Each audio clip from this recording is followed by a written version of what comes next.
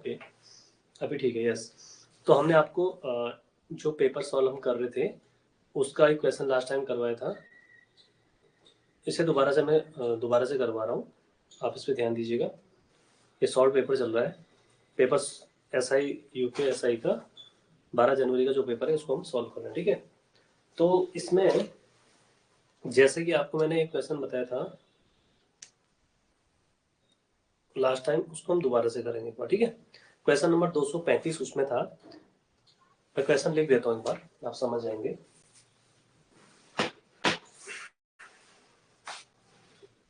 ये क्वेश्चन था ₹1301 को क्या करना है हमें, ए और बी के बीच बांटना है। ए एवं बी में इस प्रकार से बांटा गया कि 7 साल बाद ए की राशि 9 साल बाद बी की राशि के बराबर है। यदि ब्याज 4% वार्षिक की दर से चक्रवृद्धि संयोजित होता है तो ए का भाग कितना होगा, ठीक है। तो इस क्वेश्चन के बारे में लेते हैं। ये क्वेश्चन नंबर 235 था पेपर का। ए और बी में इस प्रकार बांटा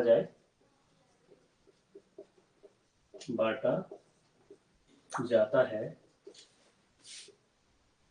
कि 7 साल बाद ए की राशि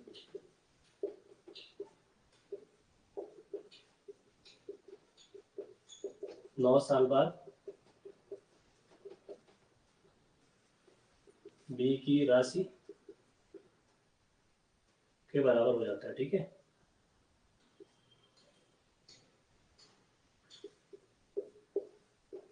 अब हमें बताना है ए का हिस्सा। कुछ लोगों के पास पेपर नहीं होगा तो उनके लिए मैंने तो ए का हिस्सा बताना है।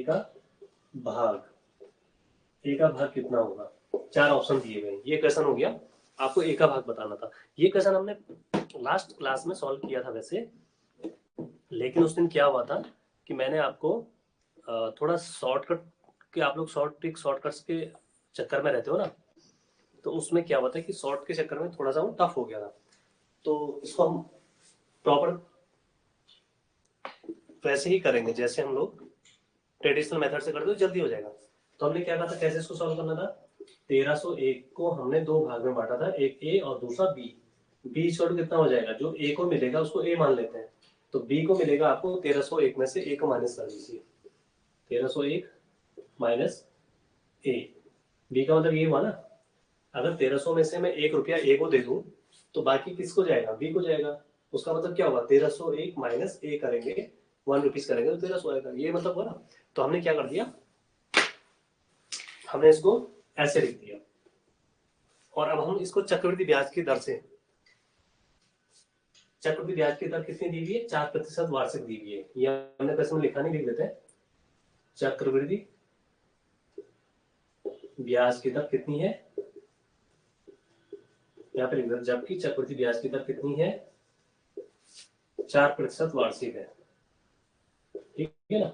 ये एक और इसमें एड ऑन कर दीजिए। अब ये क्वेश्चन हमें सॉल्व करना था।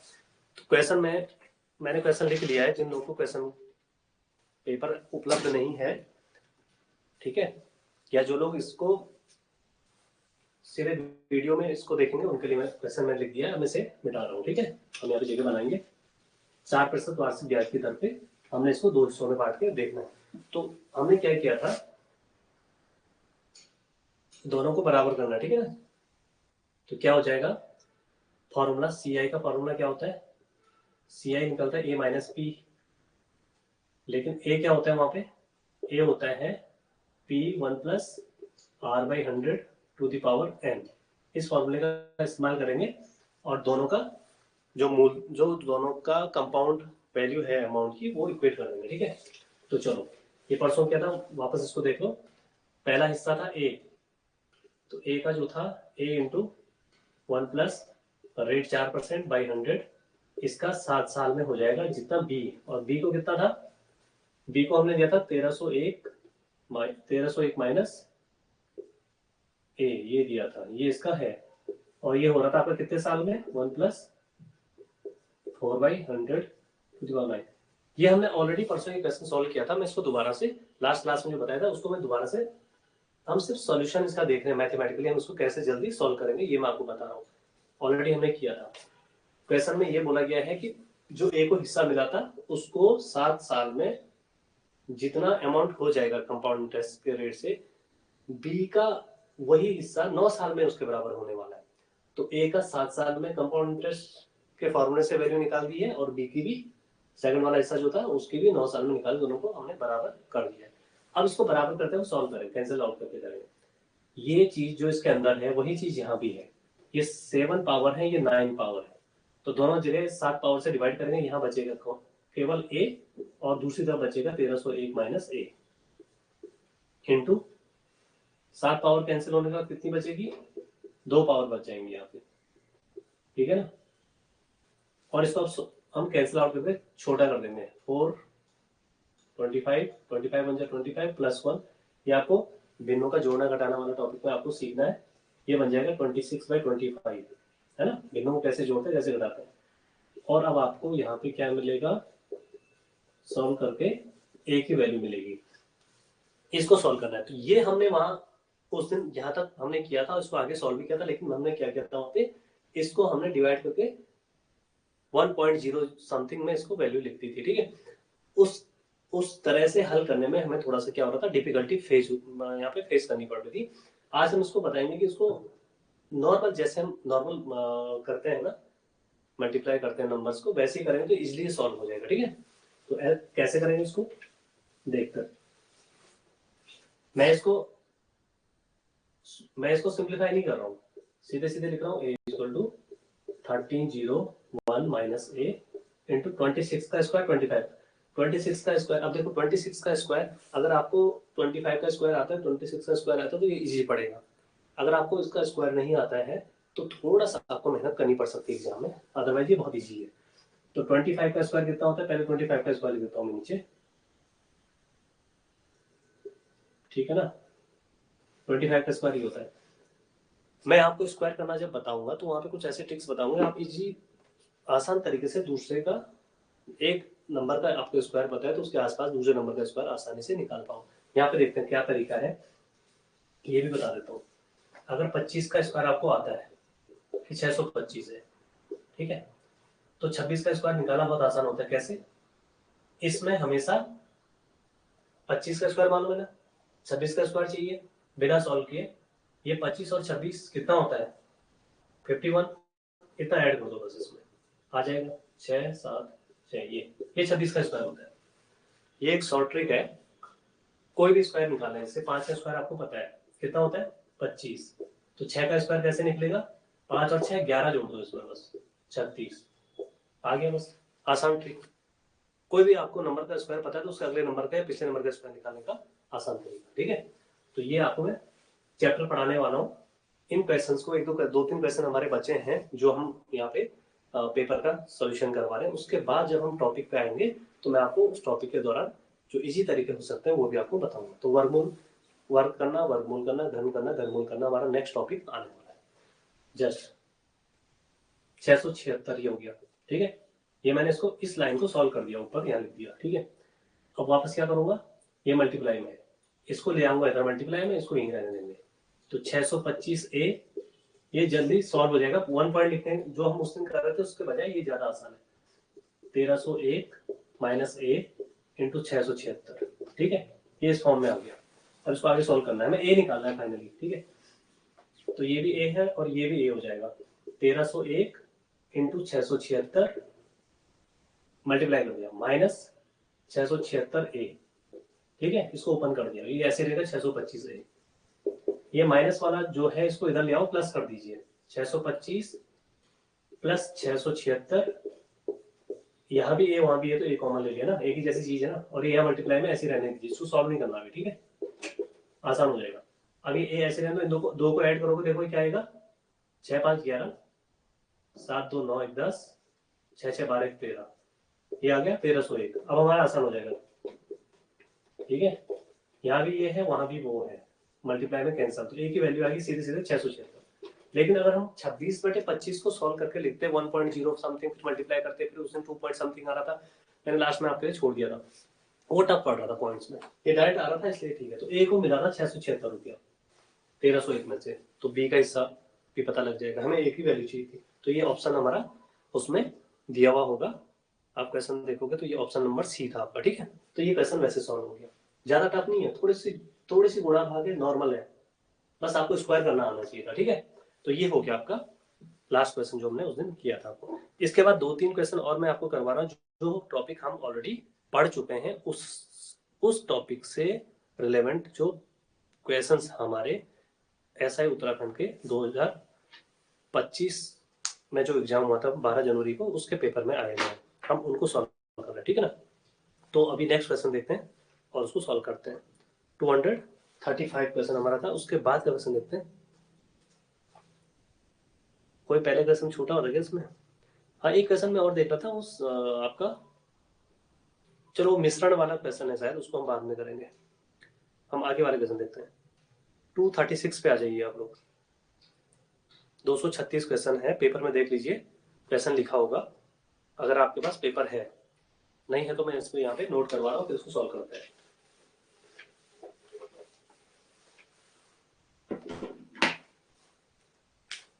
थोड़ा सा क्लास चलेगी अभी और थोड़ा डिले हो गया इसको आज। क्वेश्चन है आपका, 50,000 पर पहले वर्ष के लिए 3%, दूसरे वर्ष के लिए 4% तथा तीसरे वर्ष के लिए 5% चक्रवृद्धि ब्याज की दर से 3 वर्ष बाद राशि कितनी हो जाएगी, ठीक है। आप लोगों ने compound interest and simple interest दोनों टॉपिक्स पढ़े हैं यहाँ पे ऑलरेडी, है ना।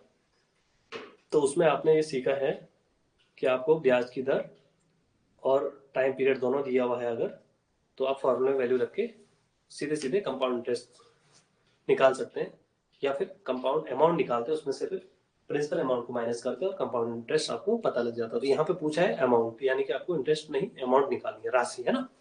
तो क्वेश्चन है रुपया 50,000 पर इस पे करना है, जो भी काम करना है, पहले वर्ष दूसरे पे। पहले वर्ष मैं क्वेश्चन भी लिखवा रहा हूँ ताकि आप लोग को जिसपे पेपर नहीं है वो क्वेश्चन देख सके। पहले वर्ष 3%, दूसरे वर्ष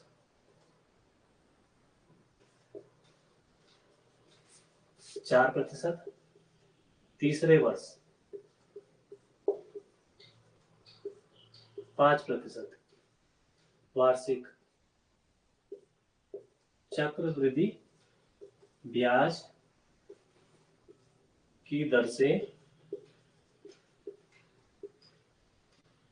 धनराशि क्या हो जाएगी, ठीक है, क्या होगी।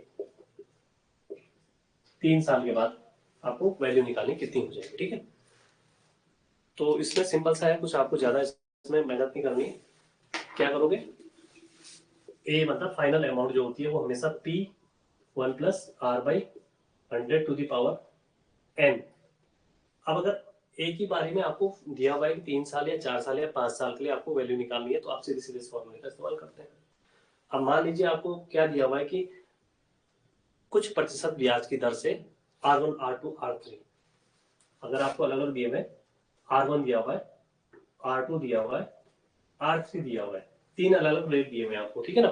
तो उस केस में क्या करते हैं, उस केस में P1 + R1/100 to the power n1 कितने सालों के लिए हो सकता है, 1 साल के लिए है तो n1 1 आ जाएगा, हो सकता है 2 साल के लिए ये वाला रेट होगा तो n2 की जगह 2 आ जाएगा, ठीक है, ठीक है।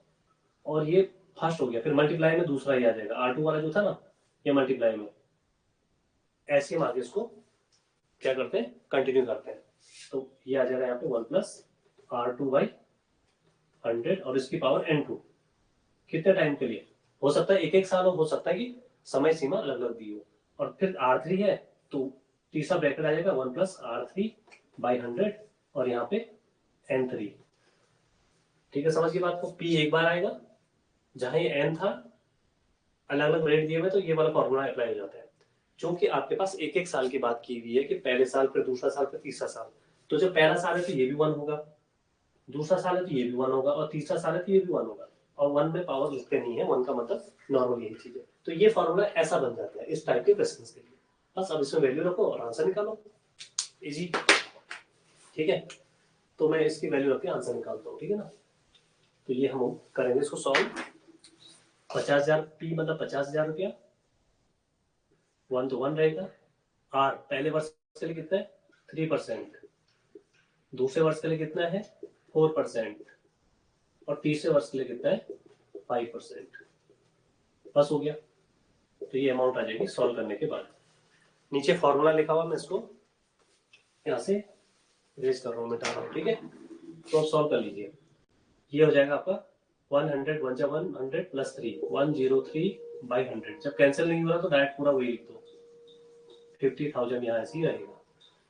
इसमें 425 जा 520 जा, और इसको मल्टीप्लाई करके 21 25 1 जा 25 प्लस 1/25 है ना, जैसे हम ये लिखते हैं। ये आएगा 21/20। अब इसको सॉल्व कर दो। 2 जीरो यहाँ से कैंसिल आउट हो गई है, 1 जीरो इससे कैंसिल आउट कर दीजिए। 25 इंटू 2 नीचे हो गया 50, और ये 50 ऊपर से कैंसिल आउट हो गया। सिर्फ आपका क्या बचा 103 इंटू 26 इंटू 21। बस ये जो पेपर था, ये पेपर लेंथी पेपर था, थोड़ा सॉल्व करने के लिए इसमें टाइम चाहिए था। क्वेश्चन टफ नहीं है, प्रोसेस आपकी लंबी है, लेंथी है। थोड़ा आपको इसमें जल्दी कैलकुलेशन आपको फटाफट करना आना चाहिए। आपको जो सिंप्लीफिकेशन करना है, मल्टीप्लाई करना है, डिवाइड करना है, इस पर आपकी कमांड होनी चाहिए, बहुत अच्छी प्रैक्टिस होनी चाहिए। तो जब प्रैक्टिस अच्छी होगी तो आपको टाइम ज़्यादा नहीं लगेगा, तो ये फटाफट हो जाएगा। अब आप मल्टीप्लाई किसी के साथ भी कर लो। 21 की टेबल आती है तो कर लीजिए, नहीं तो 26 की टेबल आती है कर लीजिए। तो 26 की टेबल पहले कर लेते हैं क्योंकि इसके नियर बाई में 26 3 कितना होता है 78, ठीक है ना। तो यहाँ पे जीरो है, 26 इंटू जीरो आएगा, जो कैरी था वो इधर आ गया, 26 बन 26, इसको मल्टीप्लाई करके आ गया। अब 21 की टेबल बोलनी है और फटाफट आंसर आना है, ठीक है ना। तो इसको मल्टीप्लाई करके हमारा आंसर निकल जाएगा, इसमें कुछ ज़्यादा बड़ा नहीं है, ठीक है। तो इसको कर लेते हैं 21 8 जा। अब ये बड़ा है, आपको 21 की टेबल नहीं आती तो आप क्या करो 2678 इंटू 21, और यहाँ पे बारी बारी से मल्टीप्लाई कर लो। 1 टाइम करोगे तो 2678 ही आएगा 1 से, फिर 2 से करोगे तो 2 से जो करोगे मल्टीप्लाई करके आपका आंसर मिल जाएगा आपको, ठीक है ना। 2 8 जा 16, 2 7 जा 14 प्लस 1 15, 2 6 जा 12, 13, 2 2 जा 4 5, और इसको ऐड करके आपका फाइनली जो आंसर है वो आ जाएगा यहाँ पे 56238 ऑप्शन में दिया हुआ, ठीक है ना। तो ये आपका वैल्यू निकल के आ गया, ठीक है। तो इस तरह से इसको आपको सॉल्व करना था।